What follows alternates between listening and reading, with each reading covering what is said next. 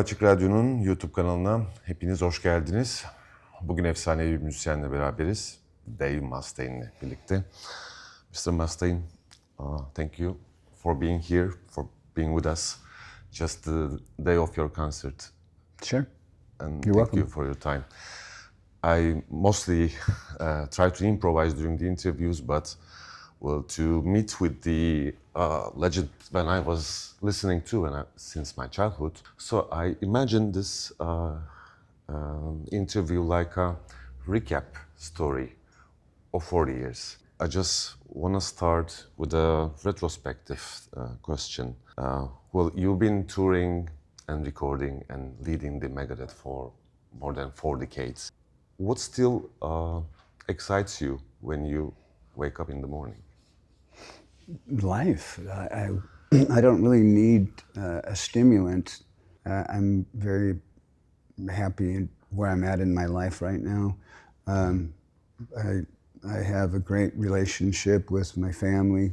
That's really important. Of course. And especially when you're away from home so much, you need a very strong family paradigm in order for everyone to be able to coexist, especially when there's children involved. Yeah. So I thank God for my wife and my kids, and my business with making music has never been more enjoyable for me, because playing with Dirk and with Timu and James is really easy. It's really easy. There were times in the past where we had moments that were so great, but the amount of time that this lineup has been together, we have great days almost every day, and the band all hang out with each other. Before, everybody would go their separate ways, and I hated that, because being out on the road is a lonely place. And when you're by yourself, you can get into a lot of mischief. Yeah. If you know what I mean. Yeah. So I love the way things are right now. I love the way that the fans are receiving this new record, and how we respect one another, because a lot of times I go places and I'm unable to stop and take pictures or sign autographs, but I try to do that as much as possible. Sometimes it's just getting from a building into a vehicle, and once I'm inside, the people that are riding with me will go get autographs from the fans that are there and bring them to me in the car, and we'll sign them, and then, because if I stand out there, it's going to be, 2 minutes, 5 minutes, 10 minutes, and then I'm going to be late like I was today, which I just got done on the way here to this interview saying, I got to stop doing this. I hate being late. I was never late. And I think that's a really bad habit, not being on time, because your time is valuable. So is mine. So I want to make sure that I respect that. Yeah, but you have a very tight schedule, I can imagine. Who cares? Okay. I can be on time. Yeah. And yay. I take it you didn't Turkish want one? copy, please. You didn't want one? I did have. Okay. Thank you. It's very rarely we get to have Turkish coffee, so there's places we've had it in the States, and they just can't, right? It's crap. But when you're in Istanbul, you drink that. When I'm in Istanbul, we've been staying at this hotel for a while now. We're going to have to find a new location, because it's become public where we're staying at. But I loved the way that the people are here, and the food. You can walk down the street and find a small restaurant and have an amazing meal. You don't have to go to some super expensive restaurant, because you're missing out on the culture. And I came to Turkey a long time ago, before before I toured here. I came with my wife. We did a vacation over here. We went and saw a lot of the islands, and a love for the history of Turkey. So coming here for me to play was exceptional. You know, I remember the first time we played in some horrible place that was on a hill. Yeah. So I don't know if you remember that. I wasn't there, but well, anyway, so but it was just a hard place for people to enjoy the music because the hill was really steep, so people couldn't stand. You know, you can't stand on the side of a hill for very long without it affecting you. Of course. It makes you tired. You want to be able to sit or stand up straight. I remember your last year's show. It was packed with people, and you know, people here in Turkey adore Megadeth. I mean, I just read a poll last week that between these, you know, titans of thrash, Megadeth is far beyond the first one, most popular one. I mean, it is. There must be a reason for that, but I cannot. I don't have any we're more good popular? guess. Like, you know, the favorite for the metalheads in Turkey. You have a special connection with them, I think. I think it's because I don't feel like I'm different from our fans. I mean, you see me, I'm in blue jeans. This is Dave, you know, and it's just when people say stuff that is meant to flatter me. Sometimes I'm not shy, but I when somebody compliments me, sometimes I feel embarrassed because I know that I'm not this great person that people think I am because I know where all the bodies are buried, you know, and I know all the things I've done wrong. And you know, playing guitar is fun. It's exciting for me, but just because I'm a guitar player doesn't make me better than somebody else. Of course. And I may be better than someone else at playing guitar. I'm not a better human being than someone else. But you have a good discipline, I guess, to pursue this band for like 40 years. I wonder if that's possible, talk about your relation with martial arts. Relation with what? Martial arts, like karate and all. What role the martial arts have played in your professional career in terms of discipline? It's not only talent, it's about, you know, this. Yeah, well, there's a lot of stuff that martial art helped me with. I guess the first thing I would say is balance. I think that it was important for me to get my body in balance, not only physically on the inside, but metaphysically when I walk on stage. I don't want to be at the edge of the stage and lose my balance, and of course that would be very bad. Of course. And I also have learned to be aware of my surroundings. There were a lot of times when James joined the band where he runs across the stage, and he runs very heavy. So it's like boom, boom, boom, boom, boom across the stage, and I'm thinking, fuck, someone's up on the stage, you know. And after all that stuff with Pantera, you know, you do have stuff in the back of your mind. You'd be foolish not to. So I've got to remember: is that James, or is that like a 300-pound man running across the stage? So it's mostly about balance. It's about finding that balance in everything. Yeah. So you even need balance in eating. You know, I think a lot of people, if they ate right for their blood type and for their body type, people wouldn't be as sick as they are. Yeah. Especially in America, there's way different eating habits in the United States than there are in a lot of other countries. Yeah. You know, you go to America and you get really large servings and large drinks, and you just loaded up with calories and stuff like that. When we're over here, every time we come to Europe, everybody gets healthier, wine business. My family has.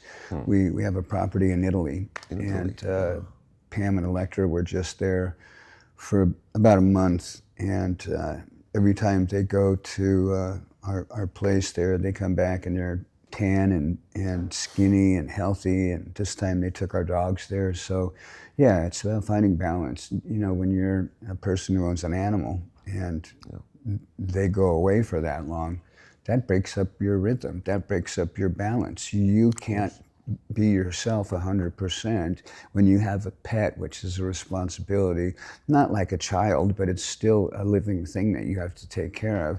And if you're over here and your animals are over here, that balance is broken.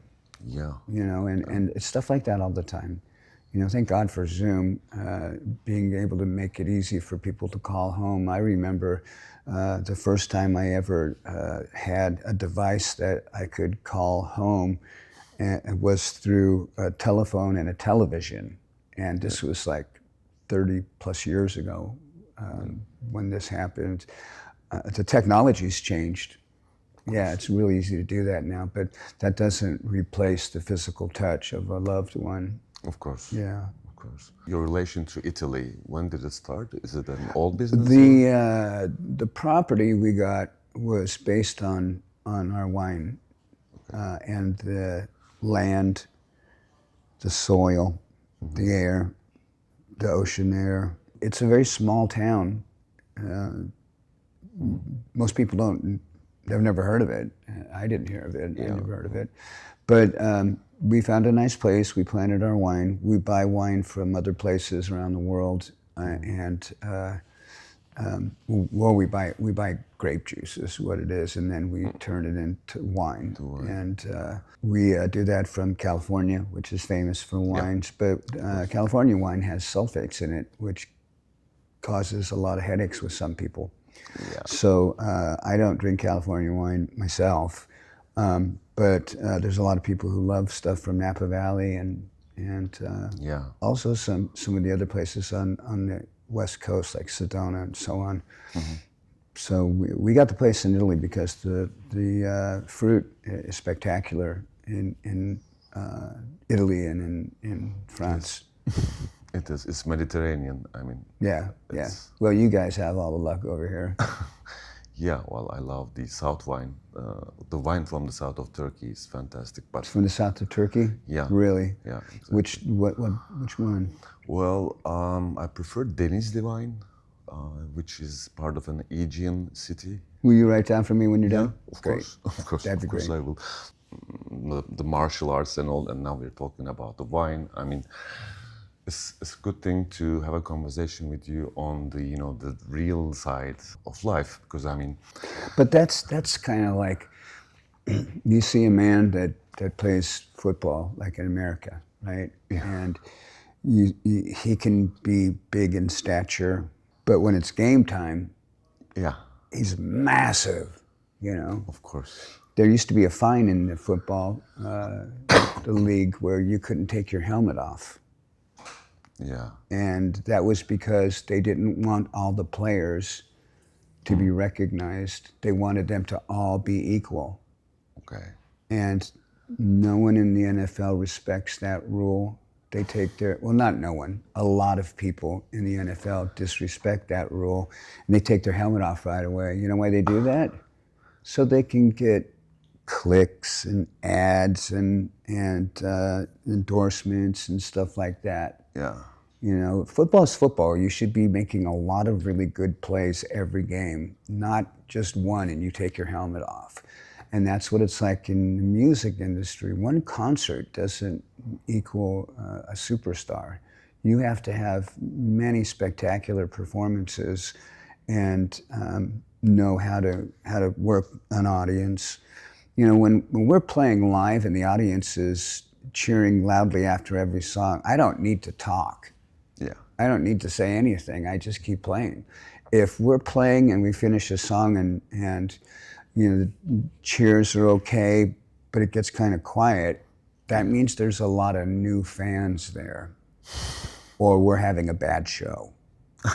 So either way, I'm going to change the rhythm of that performance, the balance of the band and the audience to equal that so that the audience is as excited to be there as we are, and that they're as electric as we are.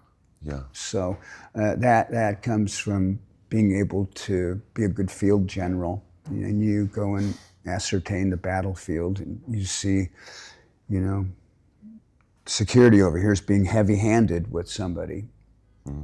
I'll go over during the show to our monitor man and I'll say, get that security guy out of here. You know, I don't cover my face like this, but I'll talk to his ear, but it's quiet. And he'll say, which guy? And so I'll go back to my microphone and I'm singing, and one of our guys will walk through the pit past each security guy. And when he gets to the guy, because there's numerous security guys there, right? Yep. When he gets to the right guy, I'll go, and I just keep singing. Nobody knows a damn thing. But then his boss will come and take him out. I don't need anybody being violent with my fans, our fans. Of course. There was a concert we did in Indonesia, and the army had done the security there, and they were hitting people in the face with their rifle butts. And I lost it. But what am I going to say to the army? I mean, yeah. Yeah. Well, thank you. I'll be myself now for the next 20 years. Yeah. When was that? When we first went to Indonesia the very first time, that was a long time ago, maybe 20 years ago. We can ask our researchers over there when the first time we went to Indonesia is. Maybe we'll find out before the end of the interview. And so you're like all aware in the stage about what's going on with the audience and, you know, out of the stage as well. But it's a good concentration that you should have actually, because if I get it correctly, sometimes you like reformulate the playlist. Our set list? Yeah, according to the pulse of the audience. You said you heard that? No, do you do that? Make some improv changes? No, we make the improv changes to the set list before we go on stage. Okay. Because we do a lot of research. Change the rhythm of the concert. That's what I thought. Sure. But what that comes from is engaging people. If I was to do an audible call and say, let's add this song here, that would affect the rhythm of the band and the staff, because we have everything is done by computer, and the lights play along to the music.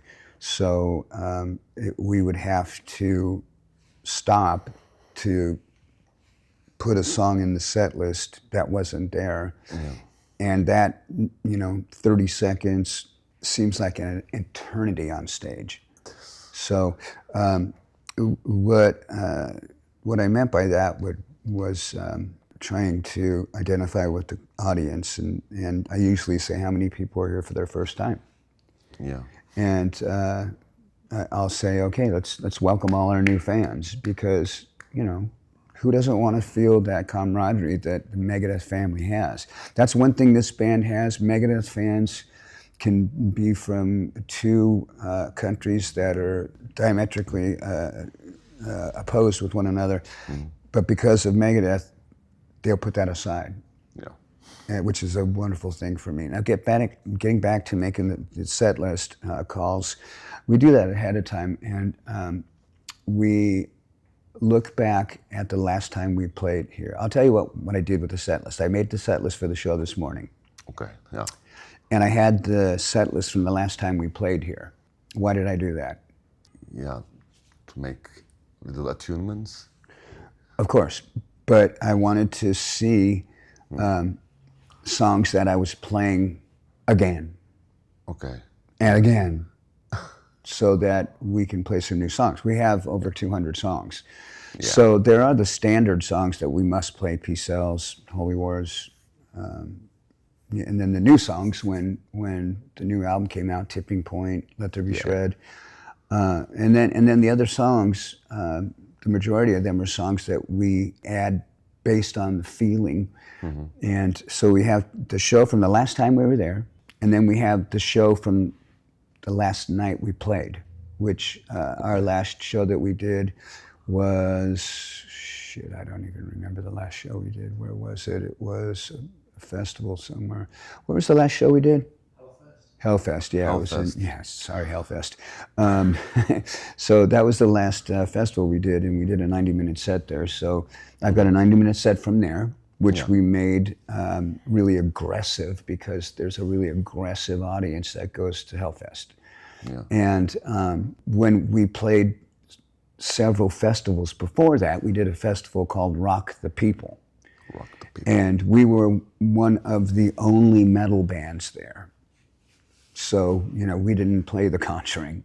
We didn't have a set of all of our fastest, brutalist songs. We had a lot of our music because we know there were people there that had never heard of thrash metal, let alone Megadeth. Yeah. So playing our music to people that have never heard it before, we have a pretty good success rate with people hearing it and liking it. It's just the fact that the opportunity for us to play in front of a lot of people, as with most metal bands, is limited. Yeah. When you become a band that's a popular band based on a band has merit, there's a big difference. Like I went up to Joey Ramone and I had said, I heard somebody had said that Megadeth is to the Clash what Metallica is to the Ramones. And Joey goes, fuck Metallica. And I didn't expect him to say that, because I thought for sure he knew how big of fans we all were. Yeah. But you never know what somebody thinks of stuff like that. And that was a situation where he didn't like the music. I'm not a Ramones fan, so I get it. I appreciate their music, but I don't have a Ramones record. What about Clash? What about the Clash? I like the Clash. I think they're great. There's a lot of songs like "Stand by Me," which I think is a little bit too poppy, but "London's Calling" was a song we considered doing as a cover song at one point. I know that would be a great cover song if we did it, because it's so different from how we would do it. The only way we could do it would be to break it down to its lowest common denominator and then go from there, because what they use for instrument choices, we would use different instruments. So immediately the sound would be different, and because the sound's different, the rhythm has to change, because London's Calling, it's a little bit boppy. Yeah. Right? Yeah. And where I think about London's Calling, I have a conflict in my head, and I think of Lights Out by UFO, which is an amazing song about hardship in London. I think that specifically, I think it had to do with World War II and London getting bombed. I'm pretty sure that's what the song was about. So I love UFO. It's one of my favorite bands. Yeah, UFO. Yeah. Cool. Yeah. I think you could tell that with my guitar solo style, that I was influenced by UFO. What other name could you mention as the influence? As an influence for me? Yeah, I like Michael Schenker's playing. I got the Phenomenon record, and I heard he recorded that record when he was a teenager. He was like 16 or 15, 16, 17 years old. Crazy. And that blew my mind, because his composition and his classical influence was remarkable. And I just kept thinking, this poor bastard was probably plunking away at a piano because his parents were going, get in there, Michael, play your classical stuff. And he's going like, fuck you, I got a guitar. And he starts doing these great solos. And that was kind of my mentality with Edward Van Halen too, because his family wanted him to play instruments and gravitated towards classical stuff. And you can see people who are classically influenced in music, they have an incredible control over their instrument where they can make it emanate sounds and emote feelings that a lot of normal people can't really do. You hear a lot of metal bands, it's like that kind of stuff. And that to me is the quickest way to ruin a song. You got a song that maybe has a real fast drum beat, real fast guitar part, and then the solo comes in. And the solo is going to speak for the whole song. Yeah. If it's a mindless solo, then the whole song sounds like a fast, mindless song. Yeah. If it's a solo for a song that is perfect for the song, like the solo in Black Friday, the fast drum beat and the fast guitar part sound perfectly normal. Mindless guitar solos, you said. Yeah, there's a lot of that. I've had a couple solos that I've done that. But it's not shredding. It's other than shredding, right? Oh, it's not shredding. It's just not knowing what you're doing and just doing something over and over again, just to play something really fast. I remember one time I had gone in Buenos Aires. We'd gone out one night, and it was one of the first times and the last time that I went out to any clubs was in Buenos Aires. We went to this one place, and I had no idea what was going to happen. I got mobbed. I got asked to play with the bands that were there, and people kept bringing me drinks, and eventually I had enough of take a sip, set it down, take a sip, set it down, because I didn't want to offend people, give you a drink, okay, thanks, get rid of it. I found myself, I was playing guitar, and I was drunk, and I didn't like it. Yeah. And it had been a while since I had played where I was out of control of my faculties. Because even at the wildest times with Megadeth through the years, only a few times where I couldn't really play. Yeah. Yeah, and I think everybody needs to have that realization that it's a gift. If you're really good at something, don't take it for granted and go get shit-faced and go out and try and club and have somebody put a guitar in your hands, because it can end badly. Yeah, exactly. And I thank you for this joyful conversation. Sure. As a closure question, what is ahead for you? What is what? What is ahead for you as you're in the final tour? There's actually quite a lot. We had a lot of stuff planned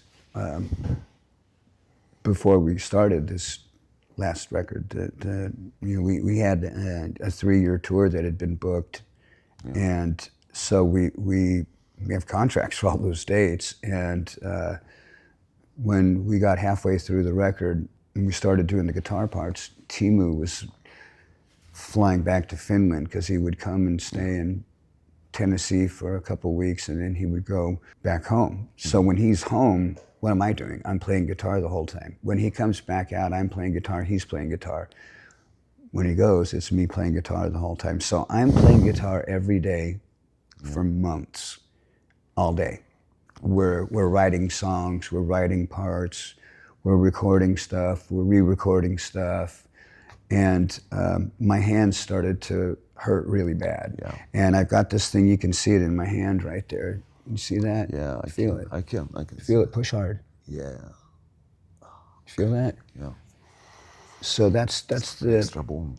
Huh? It's like an extra bone over there. It's a tendon. Yeah, it's a tendon. And it's got a problem on. It's going this way, and it's called Viking hand. So it's going to pull my finger like this eventually. Okay. And they do have treatment for it, but it's not 100%. And so I figured we would tour for the 3 years, and at the end of the tour, I would decide, whether I wanted to carry on with my hand like this, or if I want to get the surgery. And if I do get the surgery, is it going to work or is it not? Is it going to be worse? Is it going to be better?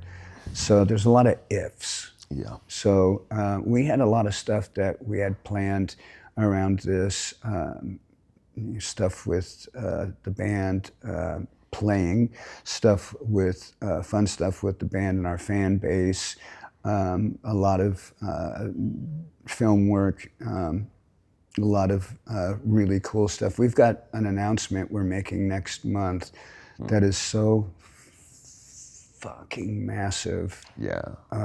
It's out of this world. Let me say it like that, because Okay. you just have to. I gave you a clue right there. Okay. It's out of I'll this wait world. another month. Yep. Okay. And so that's the kind of stuff we're doing right now. We got another mega cruise we're starting to work on. Something we're going to announce, Peace Sales cruise, and that's going to be unlike last time where I got sick and I couldn't go. Yeah. I'm going to be on that one. That was a real shame for me, because we had booked at all the bands and everybody had bought their tickets and everybody was ready to go, and I got really sick. That was the beginning of the evidence that I was developing cancer. Yeah. And so I had to stay home. And I've been in remission with the cancer now since 2019, I think it was. I think October 19th was the day that, for some reason, that date is coming to mind right now. I don't know if I'm getting that mixed up with the day I got diagnosed or the day that I was pronounced in remission. But I'm in remission, and I'm really happy about that. I work really hard at it.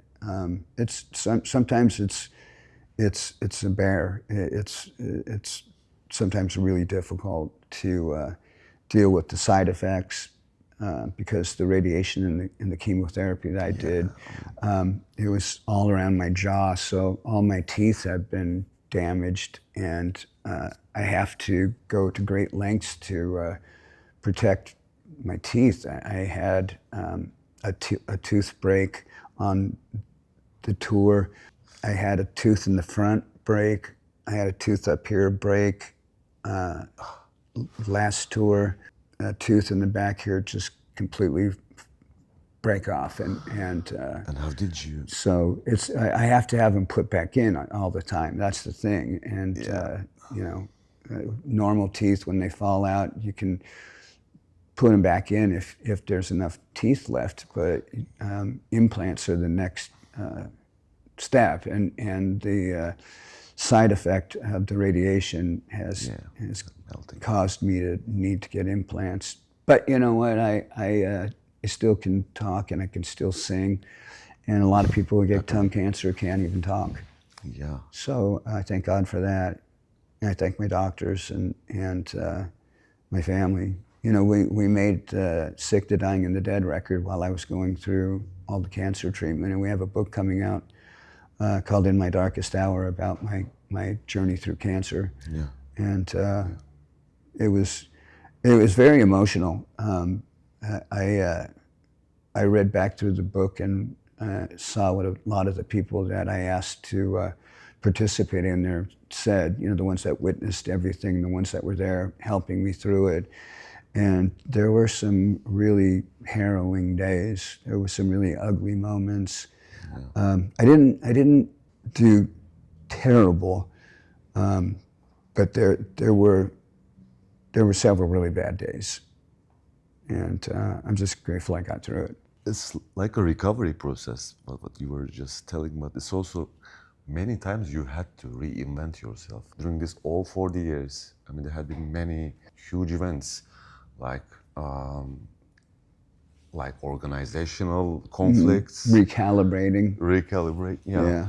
So I always see you as a person who reinvents himself and, you know, his music and again. So it's similar, I think, with the cancer, your battle with the cancer, I think. Cancer is different for all people. That's the one thing I learned without a doubt, because a lot of people use their cancer treatment as a weapon against people around them. I travel with a person on my staff that helps me with the medication I have to take for my aftercare. And every time we go through a security checkpoint, I have to say to the security person, I have a safe that has the medicine in it, and I have to tell them I'm a cancer survivor. I don't say, you know, I had cancer. Yeah. Or, you know, I'm a cancer patient.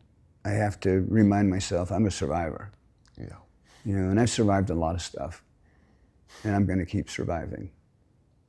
And I think it would be a glorious day if, when this tour, when everything winds down and I make the decision to put my hand in the hands of another person, that it works. Thank you for the sincere talk, Mr. Mustaine. I don't want to take much of your time anymore. Thank you so much. You got it, buddy. Thank you. Thank you. Evet, Apaçık Radyo'da Dave Mustaine'le birlikteydik. Çok teşekkür ediyoruz bizleri izlediğiniz için.